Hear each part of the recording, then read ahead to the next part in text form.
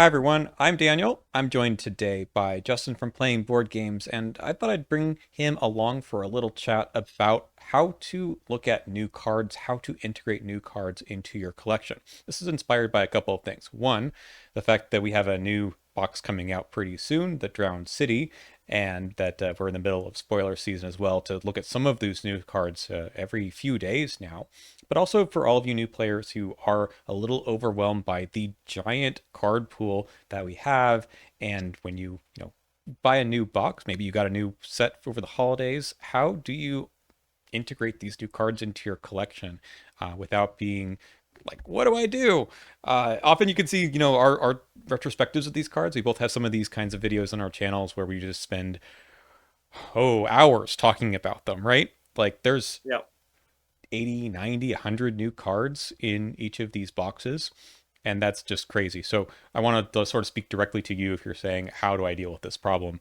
I know both of us are people who have been thinking about the cards a lot for many years. So how could we possibly know what it's like? But we too were new once. So I'd like you Yeah. to start, Justin, and talk about what the old experience was like, where the packaging used to be in the Mythos packs. You got a deluxe box to start off a cycle, and there weren't too many cards in there. And then you got a little drip. You got about 10, 12 cards or so Yeah, usually every usually month or 2 so. per class, Hmm. usually 2 per class.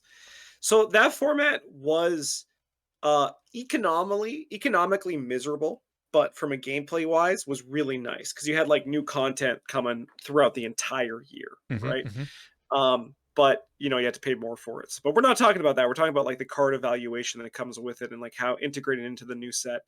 And it definitely made it easier, right? Because you were only given a few new cards that you had to comprehend at a time, right? Um, because when you now open up like a Drowned City coming up, like say you just bought the core set that you buy the Drowned City and you have a million cards, you don't know what to do with them. That's a lot more overwhelming than being like, I get two Guardian cards that I need to read. I'm going to put them away. I got two Seeker cards I'm going to read. I'm going to put them away.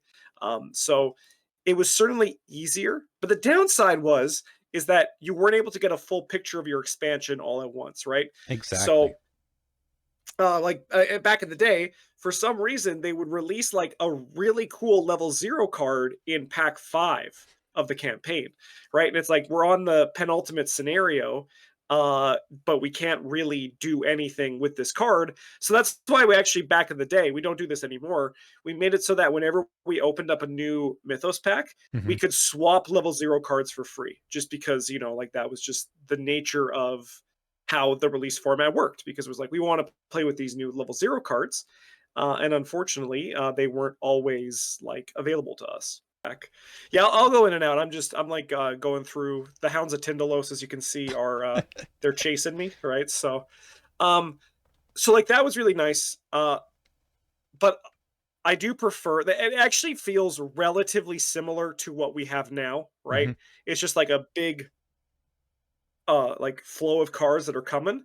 But like the reality is that the cards actually came quick enough that, and you didn't really play the campaign quick enough, so it's like it's kind of like doesn't really feel like it's the same sort of thing because you can only play it's like the gameplay. I think I actually like the deck building stuff, but also like being able to focus an entire campaign and play a campaign in like a month is a lot different than playing it over 6 months like you used to have to as well. It's like not only a player card thing, it's also a collection. It's like a campaign thing as well. Yeah, that makes sense. Do you still feel like getting new cards, it's hard to remember some of them given how big the collection is now, even for someone who, does this for a living? Because we've been playing these decks, Daisy and Amanda decks, and the latest one, Feast of Hemlock Vale, came out like a year ago, almost, Mhm. and I forgot about some of these cards. There's one called the Beyond, and I was like, oh, wait a minute, I could play this in my Oh, Daisy deck. that's the charge one. That one's great. I love that one. Yeah, and I was like, I That's forgot the that one even that, yeah. existed until I start, typing away on ArkhamDB to figure out Yeah. like what includes what kind of text. So even now, it's hard to keep track of everything, and I hear comments from viewers on YouTube saying things like, "Oh, this video is a great reminder of a card that I forgot existed." Do you have any Yeah. of that residually Uh, now? I do. I definitely do. Like, I think it would be at this point now far too much for my 35-year-old brain to remember every card, right? Hmm. Um, but I think I have a good recollection, just especially because of the play all card challenge, right? Like I don't know what sets cards are from, but I can like remember most cards that like I've played. Um, but I think it's also kind of like a fool's errand. Like there's like Arkham Build and Arkham DB as like a database that you can use to take that mental load off. And this is actually also something that I highly recommend to people who, when they get a collection, don't stress it. Just like flip through it, read your cards, like spend like a get a glass of wine, put on like a some Skyrim ambience on your TV, and then just like read the cards in your collection. It's the best way to like learn the actual cards that you have, right? Hmm. And this is exactly what I want to highlight is that you're probably not going to memorize everything, but use your Mhm. resources, right? Have uh, access to ArkhamDB or Arkham Build to Yeah, look things up. It's okay. I don't know everything off the top of my head either. You shouldn't be expected to, and that's fine. Again, yeah, I know it's a good practice to show cards on the screen because we can't assume that you know by title what everything is. The reality is, I don't know them either. I know a lot of the yeah, texts, especially older ones now. I could probably recite, but the newer ones, it'll take a little while for you to have them into your brain. And yeah. yeah, as Eh, soon as a new card comes in, an old card is going to go out the other end, right? Yeah, and that's definitely like also like Arkham B is really nice and Arkham Build's really good for like going through. Um and like also don't stress about it, right? Like it's like take it in bite-sized chunks, being like, okay, today I'm gonna look at some of the seeker cards I have, right?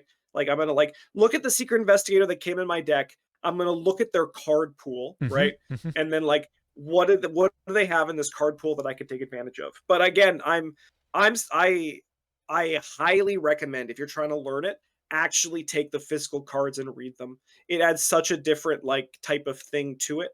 And like that's kind of the reason why they're there. So like it's very beneficial. Like I remember when we first got Arkham and I first got my own collection, I would every time I get some new stuff, I don't do this now because of I do this full time, so I have more time with the cards. But when I kind of just did it casually, like I do it with Marvel Champions because Eric and I are playing Marvel Champions to learn more. Hmm. I actually just take out my binders, I read all the cards, and I was like, I make notes where I'm like, okay, so these are my damage cards, and then I like even make notes where I like star them, and I'm like, this one deals a better rate of damage than these other cards do, because naturally the cards that you like playing are going to be the ones that suit your play style. So like those are the ones you're going to worry about remembering. You're not going to have to worry about some random like Intrepid from the Guardian class, right? You're not going to have to worry about that, right? But you're going to care about like stand together or toe to toe. The important like things are going to burn in your brain, right? Hmm. Yeah, and you can use us as a resource if to learn, of course, that's what we're Mhm. here for. But I think you're hitting on some of the ways that you've gone through to highlight, remember some of the cards when you first look at them. So we're going to do a little bit of that. I'm going to give you some of my tips. We'll talk about some of your tips, what you tried to do, and Mhm. then we'll kind of go through a set that already exists, Circle Undone, just sort of thumb through the list of the cards and kind of what jumps out. What are the notable cards that you can see just by reading on the card that maybe I should put a pin in this one. Mhm. And then this will be fun. At the end, we're going to apply our same reasoning to some cards that we haven't seen before, some of the most recently spoiled cards for the Drowned City, and see if our ways of looking at the cards and thinking about how they must work for something that we haven't even seen ourselves. And reminder, this isn't necessarily about evaluating the card for is this good or is this bad, but rather how do you even conceptualize what this card does so that you can then have a good take on is this good for the deck that I'm about to build or not.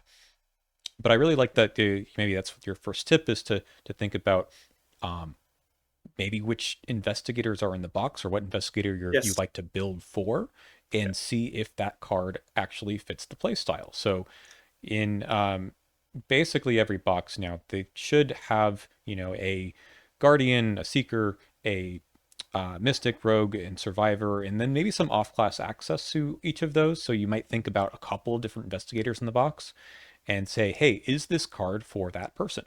Just a really simple way to evaluate the card.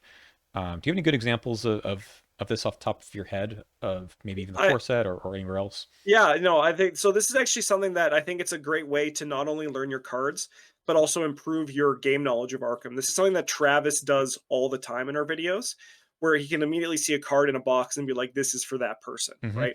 And it's like such an important, crucial thing to do. It's really easy. Like in Hemlock Vale, the parlay cards were for Alessandra, right? The cards that move, damage, and horror are for Hank. For the most part, he can't play some of them, right? But like the ones that are in his pool, they can. Um, there's stuff like all of the soak cards or like the free attack cards in Edge of the Earth, like the Get Behind Me and the Toe to Toe, are there for Daniela, right? They can work in other people, but they work best in the investigator that came in that box for it. Yeah. And she's in the art in a lot of them too, so that can help. Yes. They do that's a really good strategy, I think, for game designers is to have that kind of help for players. It may sound silly to those who are enfranchised veterans. It's like, well, of course, the Daniel Show wants the ones with him in his art or something like that. We'll get into the second part of that just in a second too. But it's a nice way to have some of that mental load being taken off of the player to memorize all the cards. Yeah. Look for all the cards that have you in the art, maybe put them into your deck. That's perfect. So sometimes though, there's cards in the set that they can take and they don't necessarily want to. So you might also think about, is this a more generic type of card? Is this something that just does damage, just gets resources, etc.? It might be part of an archetype. It might not be part of an archetype. That's for you to sort of Yeah. evaluate. But I like to look at beyond just the investigator. If it's not for the investigators in the box, is it part of a known archetype? There's a bunch of Mhm. them, and you've probably, if you're this far into the game, you recognize some things like hand size, like charges or secrets. We've been mentioning parlay a second ago for Alessandra, but it's a general package too. Um, Often at this point in the card pool, the new cards are variations of older cards, but for a particular archetype. So one thing you Mhm. can do is identify the archetype that it's supposed to be in.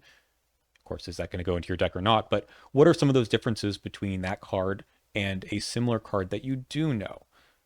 Probably emergency cash, all of those variants of emergency cash in the starter decks, things like burning the midnight oil, sneak by, clean them out, etc., are a kind of variant. You're getting resources while you're doing a different type of action. So what are the Mhm. pluses and minuses compared to a card that you are familiar with? Yeah. And then also like while you're learning, like this kind of goes like into like the next level of it. But like when you're looking at your cards and you're putting like trying to put stuff into places, just try them out, right? Like because that's another thing to do is you'll learn pretty quickly. It's like, is this working for what I want in this investigator? And like maybe just play like if they're level zero cards, play the first scenario. If Hmm. you didn't like how it did, just try the deck again, build a new deck and try it again, right? Like that's kind of like the process of learning Arkham. Yes, it's a campaign game, but you can't actually get better at like learning the cards that you have or like recognizing these archetypes you're talking about unless you're actually playing the game as well, Hmm. right? Yeah, that's right. And sometimes you just don't see it, or it's not so obvious. But I highly recommend just trying cards in general to see if it fits your play style. I know you mentioned this a second Yeah. ago, but archetypes are usually deck related or investigator related.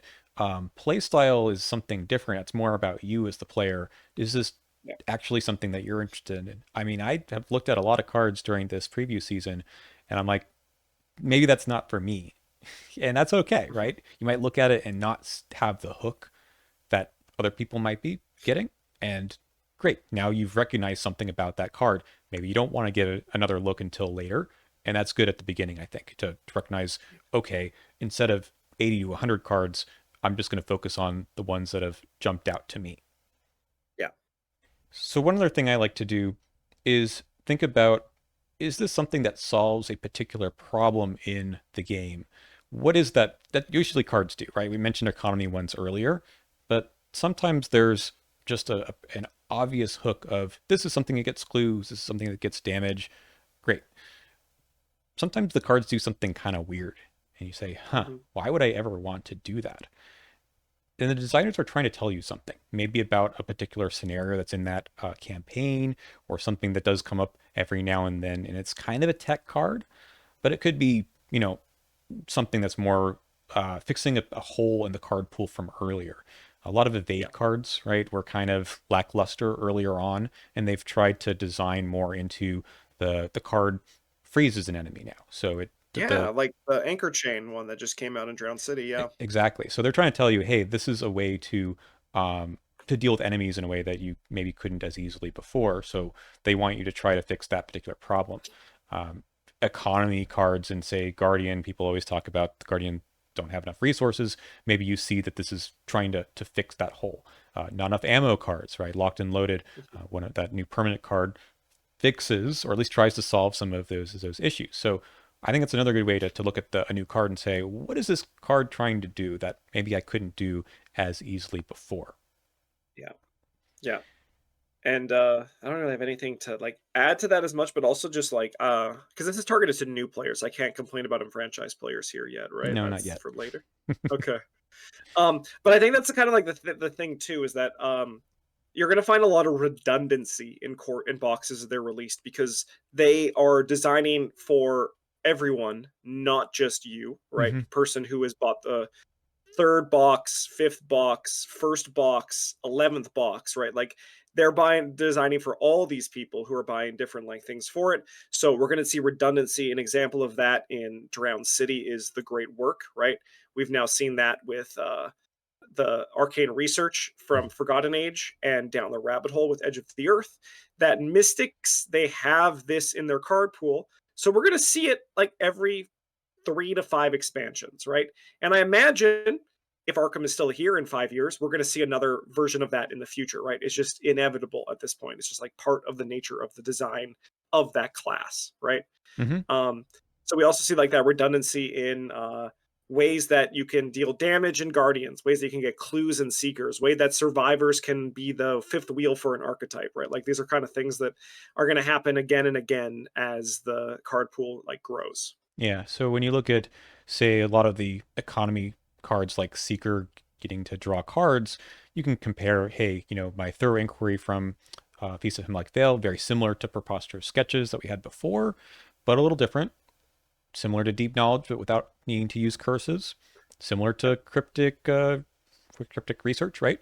But Yep. not costing any XP. So these all fit into the same bucket of I probably should play one of these kinds of cards in my deck, and thinking, oh, it's another Yeah. version of one of these other ones I think can be helpful. And it's one of those things too that cards that may look strange when you just get them will suddenly have a reason to be that way. An example of this is Bank Job, which came out in Hemlock Vale. A lot of people were like, "Why would I run this over Faustian?" And now we just got spoiled a skill in Drowned City that's like, "Oh, this is part of the reason why this card exists." Because again, these designers are designing with like a bigger scope than what we were just seeing individually. So if a card looks weird, that's an invitation to try to discover why it's weird, right? Like it's like one of those things that like there might be a reason why you'd want to look at this card differently compared to the others. And some of that is collection based, some of that is Hmm. investigator based, some of that scenario based, some of that is deck based, right? Like it's all these different features that it could be. Hmm. So I think that brings me to my last point. I don't know if you have any other tips that you want to share. We haven't gone over yet, but looking at the whole box, right? Looking at everything Mhm. that is there. More recently, they've tried to include, I don't want to say full archetypes, but packages of cards that make sense with each other. So while you're maybe part of my advice is to look back at or think about cards that you've already seen, you can also do the same thing with the new cards that you're looking at in the same box. So this card goes with another one that's new. To succeed by exactly in Feast of Hemlock Vale. Yes, we're getting some new ones now from Drowned City, but that was a nice way to say, hey, there's something about this science archetype that I don't need to remember just chemistry set, but also Dr. Charles West, Steady Handed, maybe Katana. Like they all go together, and now you don't need to think about a lot of unrelated cards, but rather a few groupings of cards too. There's going to be some Yeah. off cards for sure, but we're just trying to make this a little bit of an easier task. Yeah, definitely. All right. Anything else to add? Big I picture don't think so. stuff? No, Okay. I think just again, I'll stress again, read your cards. Like just read them and Mm-hmm. like don't worry about if you like if someone like mentions a card like and you do not know what that card is, like don't worry, right? Like just like you'll get there. And even like if your decks don't work because you feel like, you're missing something, just take another look at it and just go like piece by piece and just know it'll take time. but you'll get there, right? Hmm. Sounds good. So what we're going to do, I'm going to just bring up on the screen the whole set of cards from the Circle Undone. This is pretty old now. I believe it came out in 2018. That sound about right? Uh, oh God, no! Yeah, Oh no! I know, I know. Like 7 years So ago. this is a cool one you chose because this was actually the first set when the player cards were spoiled where Hmm. I actually did not resonate with any of the cards. I remember when these cards were being spoiled in like their articles, and I was just like, I don't know how I feel about these ones, but they have stood the test of time, right? So it's again like really interesting to go what you were saying earlier, where when you're looking at a card, not every card is going to be for you, but that doesn't mean the card isn't playable, right? And this is like an example of that for me because this cycle, I was just like, I don't know about this one, but I still play a majority of the cards today. All right, perfect. I was kind of a random pick, honestly. Yeah, Now the five investigators that come out in this one are kind of weird too, so that's what makes it even more interesting to talk about. I'm not going to talk about every single card because that's ridiculous. We'll be here for another 3 hours. But what are the sorts of cards that jump out at you saying that, okay, this belongs in a new archetype that we haven't seen before, or maybe an old one? And by old, I mean not in this box, because the reality is nowadays you can buy any of these sets in any order. So we can talk yes. about this as a part of the whole card pool, not just the 4 or 5 boxes before it. So I'm not going to spend too long, but we'll scroll through and talk about stuff. So the first couple cards here, the 45 Thompson, when I look at them, I look at this and say, big gun, cool. Um, but then they're also illicit, which does not happen in Guardian too much. So when I think of illicit cards, immediately I think of Finn Edwards, who can take Yeah. this, and he doesn't usually get to take Guardian uh, cards at all. There's multi-class in here too, as you can see for the very first card here. That's Rogue and Guardian, but we don't have to talk too much about that. The other thing to talk about is Carolyn can't take the level 3 version, and she comes in the box, so it's not for Yeah. her. Yeah, it's not for that's an easy thing to figure out there. Um, I'm gonna let you continue to kind of just lead you through this because I'm trying to do what you recommended, which is as if I was just opening these cards for the first time. So I'm kind Hmm. of just scrolling through and taking some notes initially because I do think it's very interesting because I think to show like the different ways you can approach a box. So I'll let you kind of lead it. I'm just gonna grab a few cards as well. So Sure. uh, All yeah, right. There's also a card up here that has big numbers, agency backup. Like that's intriguing to me as a person who says, "What's I'm not a full-on Timmy, but this shouts, hey, this is pretty good. Like what can I do with this? Who wants this? How can I make use of it?" Um, you know who can't take this card though? Who comes in the box? It's Carolyn Fern. So you yeah, might think about who you've had in your collection who cares about allies. So this is a big expensive ally who's got lots of health and sanity. So maybe you think about Tommy if you have Tommy, Leo Anderson who likes playing allies. So does Charlie Kane who might yeah. be able to afford these sorts of things. And So the other thing you can do is always think back to your 5 core investigators because they are always able to, like, take the cards that exist here because their main color, 0/5, their splash color, 0/2, with no restrictions. that's right. So, like, worst case scenario, even though Carolyn Fern can't play these 2 cards, you've talked about it, Roland Banks, who they know you have, can play these cards. That's right. That yeah. In fact, he probably does want to play some of these, as we'll see in a second. Alice Luxley, if you've looked at her for the first time, kind of a strange off from the usual Guardian shtick thing, where you're getting +1 intellect, and then if you discover a clue, you deal damage. Roland, this looks like Roland, but backwards. Mhm. So you might say, okay, this could be good in Roland, or maybe good in someone else.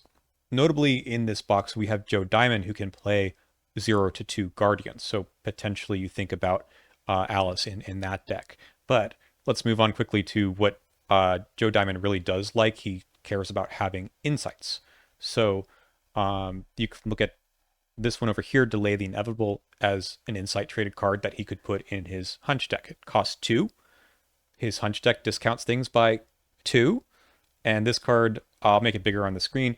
It cancels damage and horror, which he's a little bit weak to those Mythos cards. So this seems to solve the problem of how do I not die in Joe Diamond and doing it for very cheap. Another Yeah. person in the box who can take This card, though, who takes a 0 to 2 Guardian, is Diana. Diana Stanley cares about canceling things. So Yeah. here you go. Another thing that you could use this card for.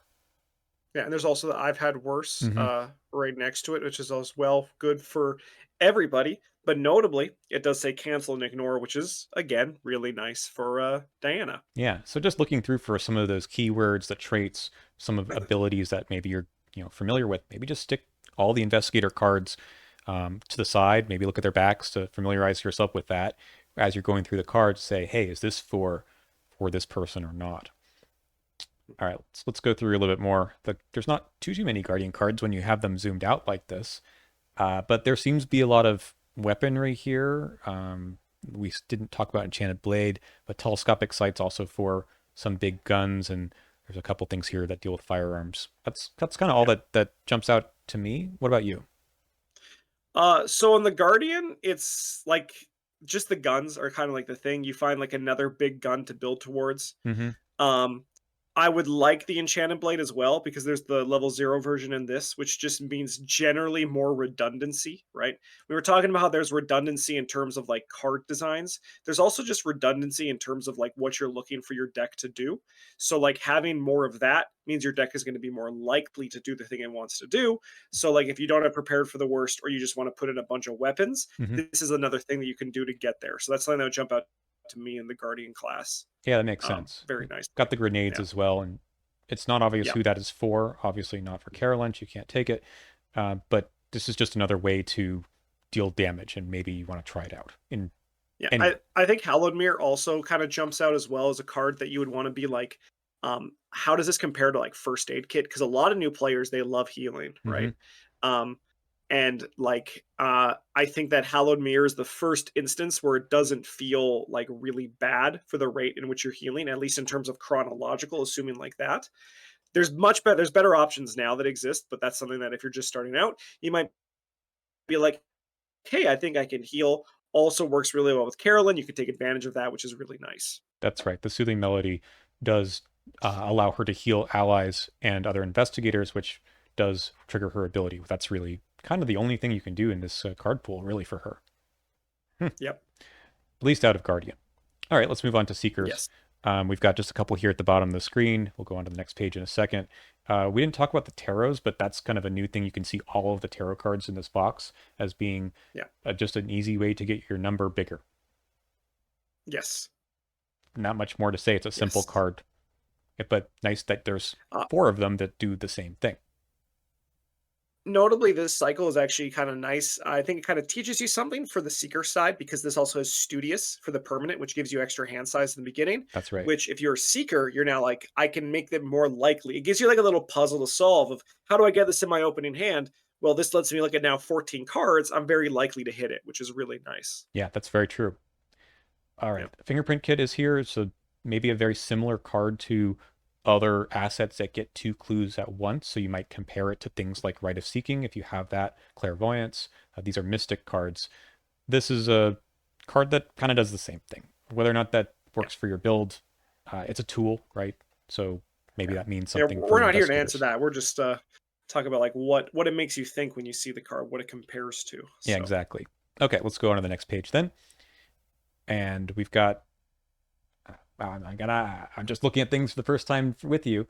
All right, what if you look at Grizzly Totem, what do you think of? Who do you think of when you see this card? okay, I'm gonna assume it's chronological because that's like a good way that I would do things. Like with Mm-hmm. Minty fan, I think that's something that would really jump out of it. If I'm going outside of it, like say for example, you bought who was the seeker in Hemlock? Kate. So it Kate. wouldn't be Kate, but like if you bought like Vincent Lee in Scarlet Keys, he would be a recent investigator that works really well with that sort of thing. Um, but I think like just generally, nothing really would jump out for me for Grizzly Totem when I was just like looking at the card. It looks like just like pure value, right? As opposed to like a thing that's and I mean I love that, right? But if I'm looking at like compared to other things, like it would just tell me like put this in anybody that's playing skills like Min, and that would be a really good spot for it. Okay, here's my pitch for the card. Is that to me, I know you're a skill card like enthusiast, so maybe it's not as big of a deal, but I think of this card as trying to solve the problem of if I run out of cards, right? I'm Yeah. committing cards all the time. They don't all draw a card to replace Yeah. themselves, like perception over power, etc. So how do I make sure my hand is always full to commit cards to the next time? So I'm thinking of Min. I'm thinking of Vincent Lee for sure because Yeah. they have lots of skill cards to commit, and this says not only I can maybe even do a little bit of a Min-like ability to add that extra icon, but then replace the card, which is very similar to Analytical Mind itself. So doubling Yes. up on abilities that investigators already have can be really good at this game. So I would think of homes like Indeed, Min, and Vincent. Yeah. Yeah. It's just good anywhere. I Um, agree. But yeah, if you want to, yeah, but like, yeah, to go like the next above, like if I was just opening this up and like let's say I had every other card and this was a new expansion, I'd be like, I think I want to try this in Min. I think this is where I want to start with it, right? absolutely. Or then I'd be like, or Vincent, because again, like his on the mend is a repeatable skill, and that doesn't actually cost a card, which is really cool. Okay, so Hawkeye Folding Camera is another tool, but this one has the word evidence on it. When the card came out, that didn't mean a whole lot to us, but nowadays Yeah. you say, hey, Daryl Simmons, he cares about things that have evidence, so maybe you Hmm. give it a try there. It's a tool, so I believe in this cycle, this was kind of to go with Joe Diamond's guns, who can, hold Yeah. tools at the same time as his guns. So okay, maybe worth a slot. Yeah. Anything else in Uh, Seeker that you notice here? We talked about Studious a second ago. yeah. Studious. Occult Lexicon, right? Limit one per deck immediately makes me think of Daisy because it's a tome. The limit one per deck is really not actually limit one per deck. It's limit three per deck because you have Research Librarian in there too. True. Um, so like that would jump out immediately, and it's a very efficient card. So like that's kind of the thing that would jump out for me. I mean, honestly, Daisy has it easy. You see a tome and you think like, oh, that's going to work in Daisy. It's like how with Marion from Drowned City, you see a Guardian event and you're, or like just an event that she can play, and you're like, that'll work with Marion. It kind of like tells you what to do, which is really nice. All right. The I'll blood rights also themselves crack are. the case. Oh, yep. Um, We got Crack the Case here uh, as an insight that you don't really want to put into Joe's Hunch deck, but it's just money. It's Money's good. money. So it's like one of those things that if you have at this point just emergency cash, it now prompts you as a seeker player to be like, what's the difference between the two? And the difference is that one is reactive, right? So it has a higher swing potential. It could also swing lower, right? But why would I want to play this in addition or instead of emergency cash, which I think is a very interesting question when it comes to deck building. Mm-hmm. Maybe you need to afford this giant connect the dots event. Yeah. And even like what we're doing right now when we're skipping over cards, again, if you're just doing a first pass, this is a very recommended way of doing it, right? Read all the cards, but forget about like 80% of them, right? Like on your first pass, just like make a few notable things being like, I want to build a deck around it. Hmm. So, like looking at this, I want to build a deck around Grizzly Totem. I'd love to play a cult Lexicon, right? Hawkeye folding camera seems like a slow magnifying glass, but maybe I want to try to Norman Withers, right? Or like Marie Lambeau, right? Because she can also play this, right? Right, and she cares about all of those different things that it boosts. Absolutely. Yeah, Let's yeah. spend a second then talking about trying to solve a puzzle of like who is this for or what is this for in Ghastly Revelation. And this is a spirit Mm, card, so it is available to Calvin Wright as an off-class card. So maybe you think, okay, could I get something out of this? Discover 3 clues at your location, give any number of clues to another investigator, or place any number of your clues on any location. You're defeated, suffer 1 mental trauma. This doesn't provoke tax opportunity. It's a little bit of a yikes card, unless you really want the yes. mental trauma for Calvin. But what do you think this is trying to solve? What is the game state where you might play this? So I think I'm going to answer your question by kind of swerving around the question a little bit. I have seen this card played to great effect. We actually used this to cheat out XP in a scenario where you could not get XP victory off a location. We did that. However, some cards exist to tell a story.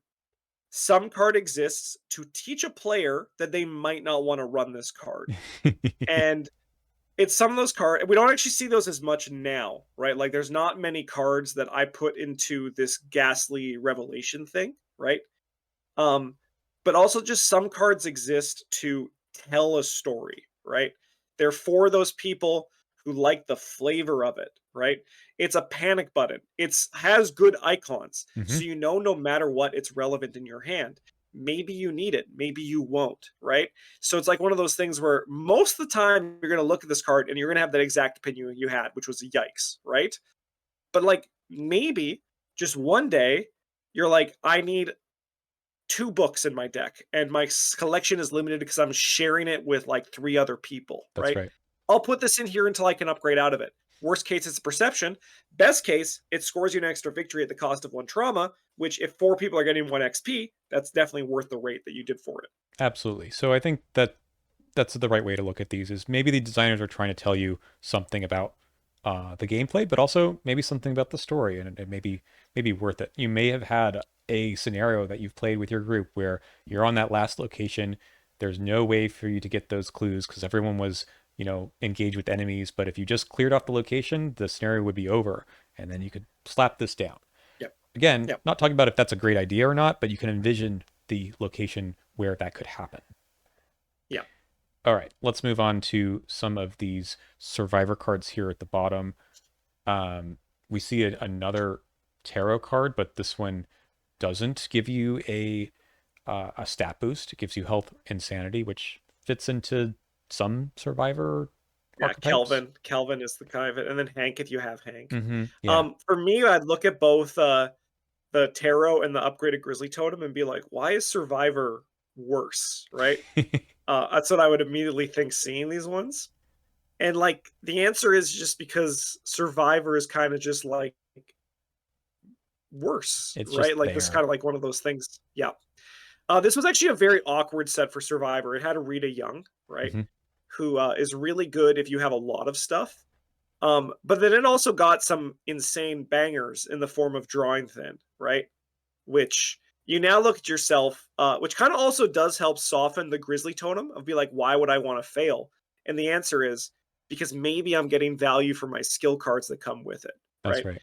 Um, this is also a really easy recommendation because we always say you should buy the starter decks after the core set. So like Stella Clark works really well with these cards too, which is Hmm. really nice Hmm. for her. Um, and what's also really exciting about Survivor, and this one is they got the meat cleaver, which is Yes. a weapon they can use to actually do some cool stuff with it, which works really well in a janky sort of way with both Carolyn and Agnes Baker from the core set. Yeah, so I like Survivor for the whole archetype reason that usually their cards don't just do something and that's it. What it Yes. says on the card. It usually has something to Yeah. do with a archetype or something weird, right? They get the weird cards. So this one seems bad. Like, man, there's cards in Guardian that just say I do 2 damage at the end. This one makes you take a horror and you don't get an extra Yeah. boost until you are almost dead. That sounds hard to do, but it's not. You're Yeah. playing Survivor. You are built to withstand that sort of thing. You get the benefit from the horror sometimes, like with Agnes. Peter Sylvester, you might think about how do I avoid the cost of this card? That's another way that people often draw some Yes. lines from one card to another that you already know. I can take horror, put it on Peter. It heals by itself. Great. It's like I'm using a machete or something instead now. Yeah. All right, Yeah. let's move on because we've got maybe half the set to go through still. Here's some more Survivor cards. Uh, Track shoes immediately jumps out because Rita, as you Yeah. Me mentioned, too. is in the box, and this is give you an Also, extra Wendy. boost. Wendy as well can take this and does pretty Yeah. well, and you get some extra movement Yeah. out of there. And honestly, it's actually one of those cards too that you could just read it and you'll always find it to be like it's like one that you jump out and be like, this is different. It doesn't take up a slot that we've seen before, right? Like assuming you drew this once again in order. Hmm. So it's like one of those things where like this is a card I want to flag because it's interesting, right? And keeping in mind Rita coming in the box, you can see Bait and Switch has Evade on it. Belly the Yeah. Beast Belly has of the Beast. Evade Yeah. on it. Oh, that's all. That's all we Yeah. get. Yeah, there's also Eucatastrophe, which is less impactful because it's in the core set. Right. But like, assuming you didn't have the revised core, you say you bought two of the originals. That's a really cool thing to further be like, oh, this is what survivors do. They can like change the auto fail. That's one of the few things that they can do with that. But otherwise, yeah, it's kind of dry on the survivor side for this box. We do get an off-class survivor here. We do have Preston Fairmont, so he can't Yes. take the Sour Mash, but and he probably doesn't want the track shoes. But we do have Trial No, by he. Fire, which is an expensive event that Yep. sets a base skill value to 5 from 1 in his case. So that seems like it's trying to play into what he wants to do. Yes, and also Preston, the rogue class got a lot of good stuff because they got an easy to see archetype in this one in the form of big money. Yeah. Because rogues before this have always been big money, and you can actually, if this is your first box, you're gonna get an influx immediately.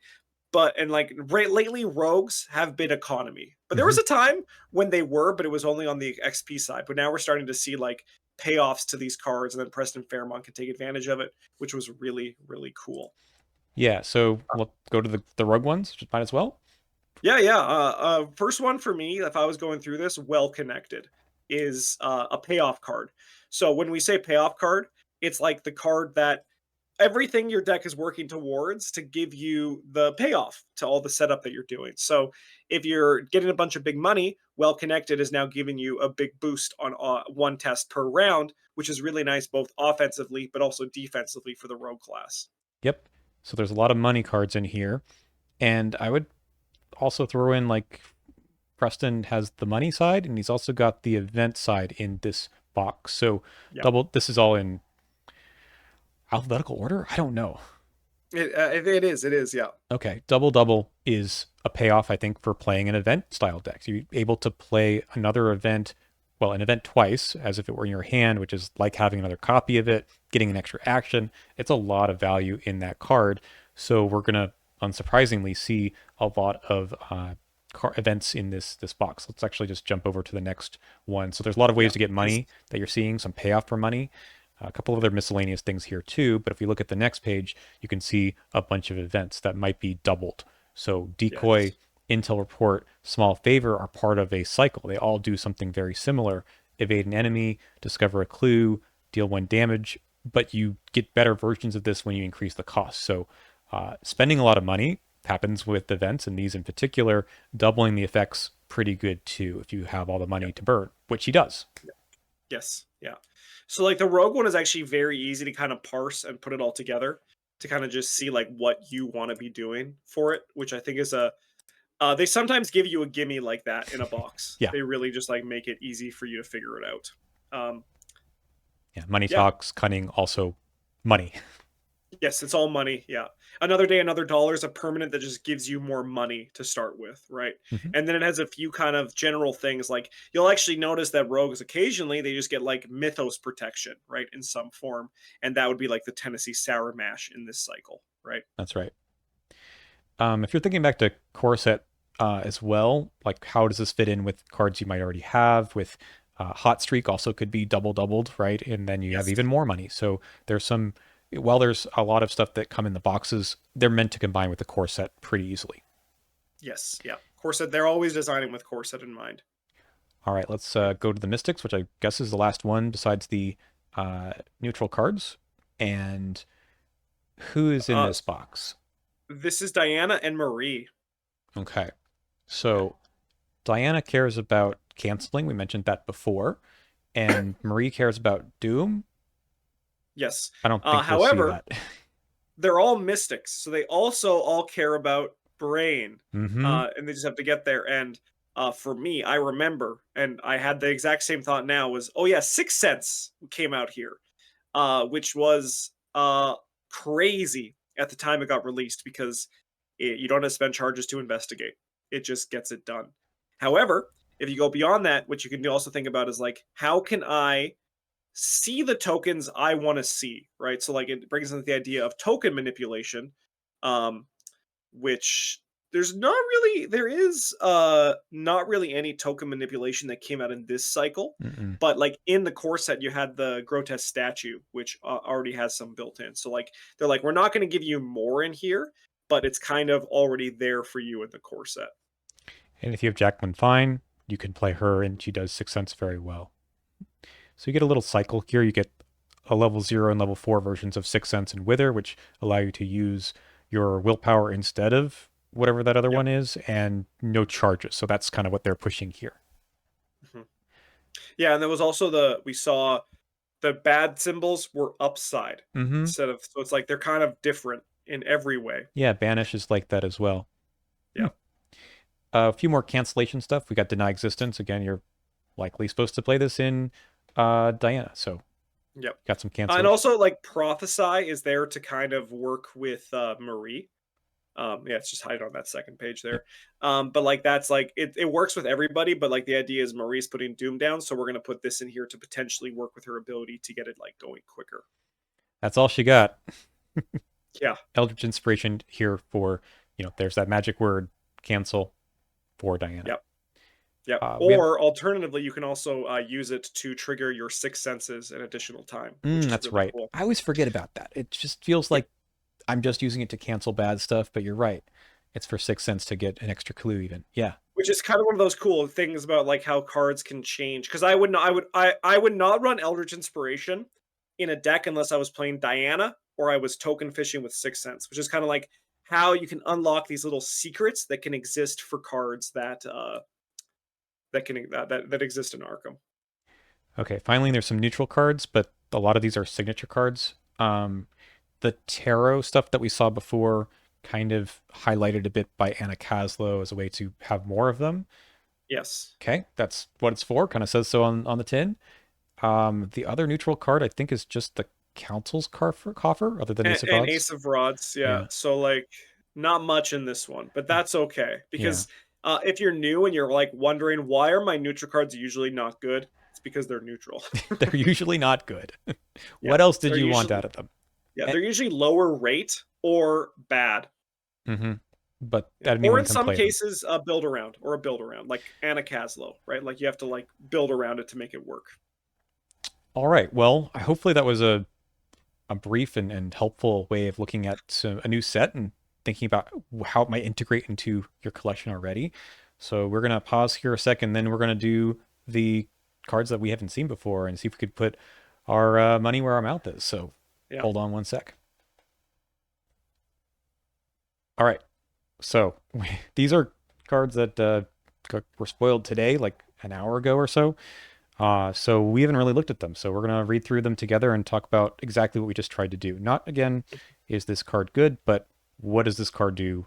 Where is it playable? Yeah, that kind of thing. Yeah. So we've got a level 1 card in the Rogue class, Doppleganger, 2 resources, Spell Trick, Myriad. Okay. Fast, play only during your turn, attached to your location, limit 1 per location. After an enemy enters or leaves the attached location, return Doppelganger to your hand. Either perform an evasion attempt against that enemy or immediately move to attached location. You may trigger this ability from any location. Ooh. That seems pretty good. Okay, so again, here's what we're looking for, some keywords here. It's a trick. It's a spell. Those traits mean that some people can take it who usually can't. So Rita in Yes. particular, since the word evasion is here, right? Yes. Seems, Rita, yeah, Marie, Marie, and I believe now Agatha is another one who's a notable, right? spell. Yeah. Okay, and then maybe some other people can play spells for some reason. I can't remember, Peril Agnes or Yeah. something, but Yeah. Oh yeah, no, they're not real. They don't count. no. All right. So this attaches to your location. Uh, yeah. Can no, it's not something that Ashcan P can play, but It returns to your hand too. This card actually seems wild. it This card seems does. very good. Whew. So yeah, I'm like going back to the Rita too. Like I definitely stop at the traits and go like process through the mental library there. Um, yeah. The So after enemy an enemy thing, enters or leaves attached location, return it to your hand. Return it to your hand is sorry, like I said, you said I've seen this for the first time, so I'm just like comprehending. Either perform an evasion attempt against that enemy or immediately move to the attached location. so What? I immediately thought of Trish as well because of enemies and whatnot. It reminds me attaching things to locations like under surveillance, but this doesn't get a clue. It just does an evasion. May not be bad, or immediately move to attached location. So you can get there to then use her ability, getting a clue afterwards, get 2 clues. That's not bad for her, but it sounds like really hot Rita tech. What else are you thinking? Like what other? So my spike brain just sees this as a dodge forever. Yeah. Um right? Like I look at this card and I think like what am I using this for? And I'm using this to place at my location. So when a hunter enemy moves in, I dodge that enemy, Hmm. right? Like I just basically say you are not going to affect us this turn.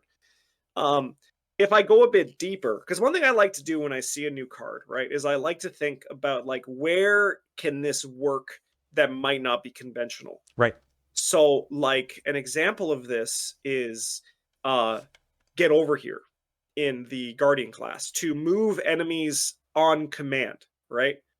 To then potentially do some setup stuff that you can like take a free evade against that enemy, Mm-hmm. right? Or alternatively, anything that you can use to control enemy movement to potentially get free movement out of it. I can't believe this returns to your hand. Okay, there's a plan. There's the other thing too is I also think to the future, right? There's got to be an investigator because they're also that mystic card Spiritual also echo or returns to your something. hand. Yeah, It reminds me of that's that too. this Okay. seems yeah. Also, like so things like this when cards return to your hand and they're fast. The card basically just like doesn't exist in a state that you unless you want it to be in that state. So like hand size matters, right? This card could be used in Trish hand size matter as well because it's never leaves play unless you want it to, right? Mm-hmm. Like the only way this card can leave play is if a Mythos card gets rid of it or you commit it to a card, right? Like otherwise, this is like always active. I don't know. This card seems wild to It me. does.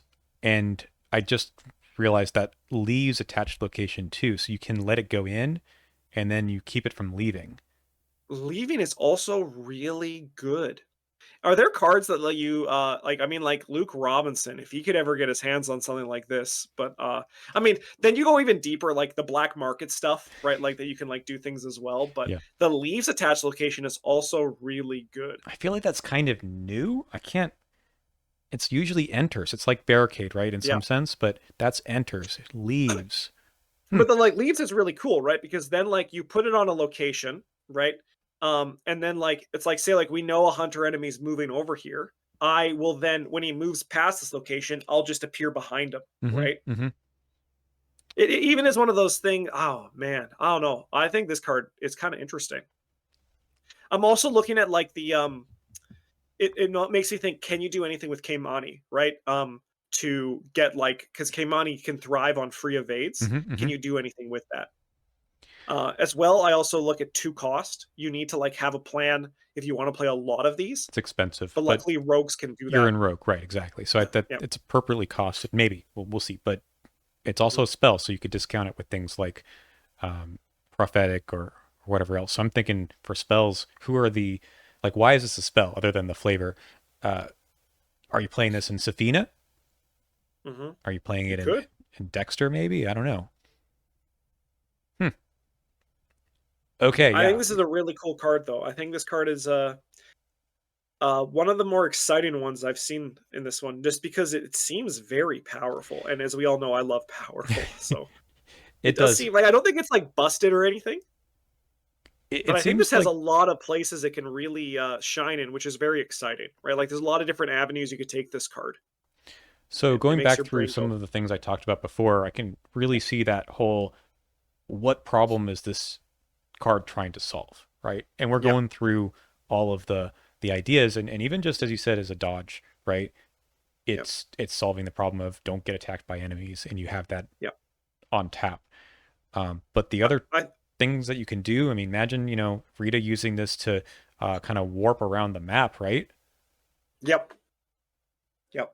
Because I mean, like even if you take the evade, you can move to a connecting location from it with her ability, right? Is it from that Just have the location or damage. from wherever she is at the moment?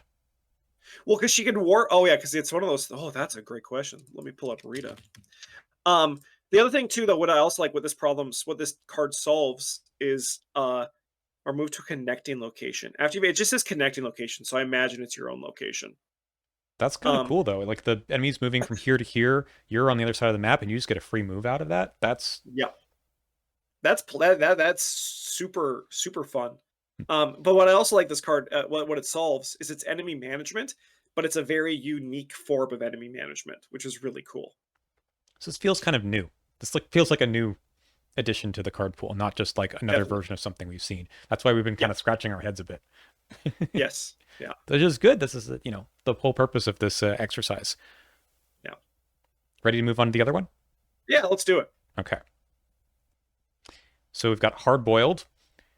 And this is a skill card in Guardian class. It's got combat and wild icon. It's innate, max 1 committed per skill test. Hardboiled gains combat Ooh. and wild for each successful attack you performed this round.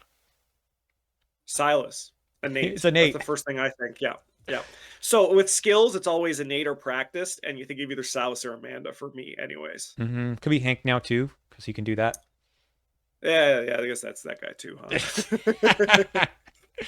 Okay. Interesting. Uh yeah, I mean, skill level 0 cards are never going to be super impressive because I think we've already seen the ceiling on that, right? hmm But what this card cares about is succeed by big numbers, right?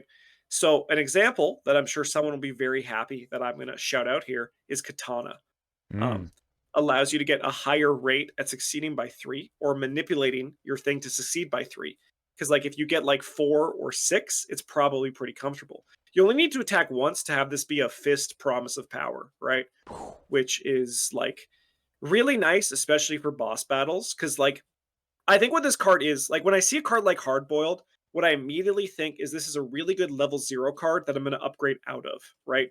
Um, like maybe there's an upgraded version that also vicious blows, which would be very good, right? That'd be incredible. Um, but like you already see these pieces coming in this cycle where it's like the idea is that we can take advantage of bosses very well, right? We have Hunter's Mark in this cycle, hmm right? We have Hard Boiled now in this cycle that allows you to deal more damage, like to get those like big numbers to pass those hard tests. What's also really cool is that Hard Boiled is not just for your turn, it's for the round. So you can be like, all right, Daisy, it's time for you to punch this thing and you're going to get +7, you're going to get +6, right? Because I attack, or even like potentially +8, right? So like this card is a multiplayer card. When I see this card, this is less for you individually and it's more for the team, or if you need to succeed by a big number. Like let's just say for example Tony Morgan with Lucky Cigarette Case 3, right? He can just succeed by a million and search through his whole deck, right? Because he can do skills and events, right? He That's what he can. He can can do. get level zero Yeah, one skills as well. Okay, here's yeah, what I'm thinking for this one. So you immediately went mhm, with the big number. yeah, That's not where I went, yeah. which is great. I went with that's there, but how can I commit this to some other kind of test altogether, like a locked door, a breach the door, Yep, after I've already dealt with the enemies this yeah, turn. definitely, yeah. There's also And bestow resolve, yep, right, bestow as resolve can get well. you a Yeah, bunch. But even if you forget about the combat icons here and just go with wild icons, what could I do with this at the end of my turn with like a frozen in fear? yep. So imagine Because you're that'll give fighting you 3 wilds, maybe three 4 wilds if wilds, you attack for all. right? Or maybe more. Imagine if you're using butterfly swords. Remember, it's not just Yeah, actions, it's the attacks. and so notably it's each successful attack too. But like Right. that's some good tech for this card too. hmm You can play it in like skids as like a level 0 I mean, like the only thing is then it kind of like eats into your the frozen and fear kind of eats into the attacks you could do. But like if you're playing butterfly sword skids, this could hold space until you get a savant, Right. right? hmm But I think you also look at this card and you also think like this is I think also not a bad thing. This is just the general it's going to happen. This is like a scenario 1 to 5 card, right? Like eventually, unless you're have a payoff for it, this is eventually going to get replaced, right? Yeah, I think so. It's a level Yeah, zero card for sure. It yeah, doesn't I mean, when you compare this to Overpower, right, you are using Overpower, I think, more generally just to get through your deck to, yeah. bump up Your to deck is smaller. Yeah, exactly. This is going to be for particular scenario tests, I think, or just those, as you say, multiplayer, commit to someone else to really finish off an enemy. Because I mean, there's a limited amount of giving yourself a bunch of icons how that's good in the game. If you're playing on harder difficulty, yeah, that's a lot better. But I'm thinking, 1-2 punch, butterfly swords or something, so you can get extra icons more than just the number of actions you're taking. But even for, yeah, yeah. Tony or Skids, you're able to do pretty well anyway. Maybe But there's more I like parlay cards or something with combat that this would be cool yeah. for. But I really dig your idea that this is used to like I go first because guardians want to go first. I punch 3 things and then I tell my rogue who has a frozen fear to go and I give them +3 or 4, right? hmm Like I think that's very interesting. Now you could attack things outside of the round or the outside of your turn too, like Yeah. survival knife or something. Maybe there's some other Or tests that yeah. are later Or on. katana even, right? Yeah, Like, katana. or yeah. Have they done it? Have they made katana playable? No, no, no. They're trying. I mean, there's also the Luger that came out in this one, right? Mm-hmm. The Luger's not during your turn. Yeah, like there's already we have like a bunch of lightning bolt fights now, which is really cool. So yeah, that's something I'm thinking about when I look at this card. There's not a whole lot of text here, but what are the limitations that are being placed on you, and how can you take advantage of them, perhaps? And Yeah. what does it say? What doesn't it say? Because it doesn't say each action. It doesn't say uh, during your turn you can only commit this. So yeah, I And think this I becomes more I playable. mean even if it's kind of this is a fun exercise for you to do as well is uh take two cards that you don't think would work together and put them together. What if we just look at Hardboil and Doppleganger, right? This is now giving you for the round, right? It's giving you a more thing to evade by. So like other people who might not have bigger numbers can do that, and you can just like do that those things as well. Very interesting. Oh, I forgot. I don't know how I forgot this. This box we know has crowbar. Yes, it has crowbar too. This Yeah, this is for crowbar too. yeah, definitely. You've Honestly, already I'm just glad it can be. I'm glad Joe Diamond can play it because if there's one person who's hard boiled, it's the private investigator. Yeah, with crowbar too. Just like fight something twice, kill a 3 health enemy, get a clue, right?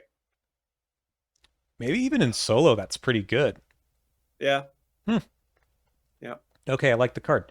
But Mhm. a lot to talk about, even though there's, 2 lines on it. And I swear I'm gonna go into my Discord after this, and someone's gonna say this card, like these cards are bad. I'm gonna be like, what the hell? Okay, so that is something I wanted to actually end on, which so Yeah, we've reached that point.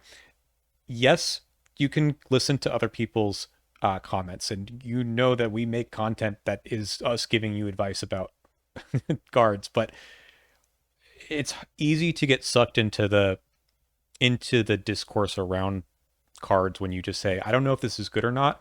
I'm going to go read what people had to say online. And then that's now my opinion because all these people said it sucks.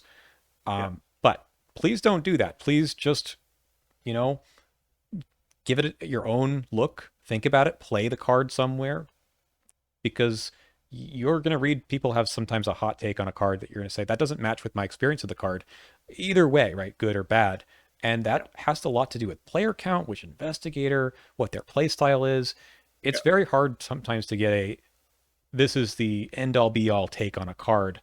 So don't just read other people's reactions and get it there. Instead, start with exploring these ideas that we've been talking about. Yeah, I always say like we're like whenever I do a video where I'm talking about like card evaluation, these are my own evaluations, right? And I think I'm right, but you don't have to think I'm right, right? It's like one of those things that come with it, right?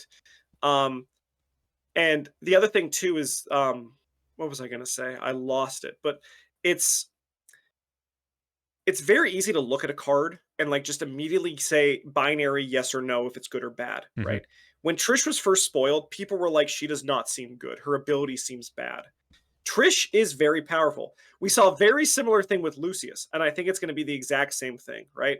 Where um, even in terms of like in Hemlock Vale, we saw the masks. People are like, these cards are going to like just bust the game wide open. But it turns out they were actually very fair, right? They were good level 0 cards, and most people end up cutting them, right? Mm-hmm. Um, and it's one of those things that you don't know until you actually like put the card into your hand and play with it a few times to see how it actually functions. And then it also changes from scenario to scenario too, right? Player to player, investigator to investigator. It's all these things that can change the value of a card. Mm-hmm. Yeah. I mean the end all be all to me is look, we're out here talking about the game because we love the game. We love playing the game. Yeah. But as much as I want you to watch our content, I want you to play the game more. Yes. Yeah, play the game more so you watch our gameplay content more. Exactly. Well, I mean, look, I think that feeds back, right? Like, I think that the more Yes. you play the game yourself, the more you'll have your own understanding of the cards, and then you can come, watch what we have to say and maybe gain another understanding. But don't Yes. just simply copy and paste what other people have said without Yeah. giving the cards a try yourself, because And, and, we and might be notably, wrong, but also you might yeah, have your own fun experience with the card, no matter if it's good or bad. yeah. And notably on that, like don't even copy and paste what we say, right? Like just try about yourself. Like if a card seems interesting, but you have like four people telling you that's like it's bad, maybe it isn't, right? Like maybe there's three people who are good who are just like not there for that conversation right then, That's right? right.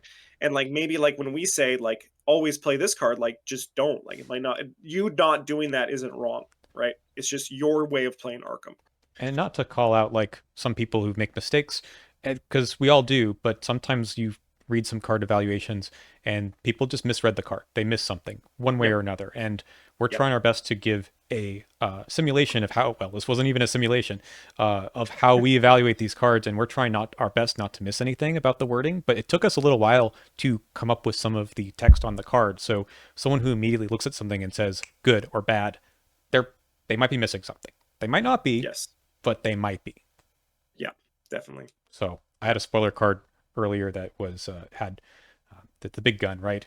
You've seen it already by now, and the even though I pointed out in the video, people who don't watch the videos they saw the gun and then they missed the whole thing where it doesn't use ammo.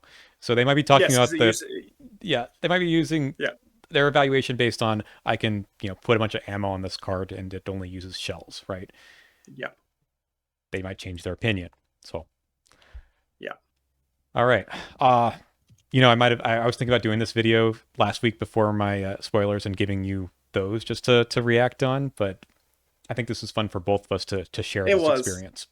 Yeah, I think it was. That rogue card seems nutty. I'm very excited to play with it. Yeah, here it is again. Oh my god. Yeah, that's a cool card. Mm-hmm. That's a like it's one of those cards that I think is both good and cool. Yeah, And honestly, potentially forming a new archetype here, right? I agree. There might be more of these sorts of things where you're Yeah.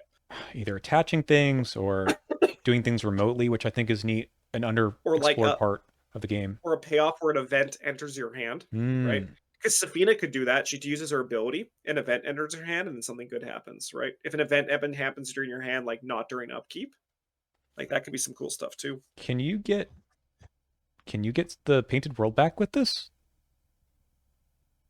Uh, you know what? I can't answer that because every time I do, Bryn yells at me. Anytime I talk about the painted world, I actually don't know. I don't know either. See, that's another thing. It's okay to not know. Yes, yes, it is. Like that's yeah. And also another thing, sometimes it's okay to not care that you don't know. So just like don't fret, don't stress, have fun. It's a game. Yep. That's my final advice in this video. 100%. All right, well, let's close it out. This has been a fun time talking about this. I couldn't have gone better. I thought this was super interesting just to learn from you too, and maybe you learned something about how I think about the cards. I don't know, but doing this live reaction with the card I thought was a blast. Yeah, So, that was cool. That was cool. I like that. Yeah. all right, thanks all for watching, and we'll see you in the next video. Who knows what it'll be, but I'm sure it'll be sometime soon. See ya. Yeah.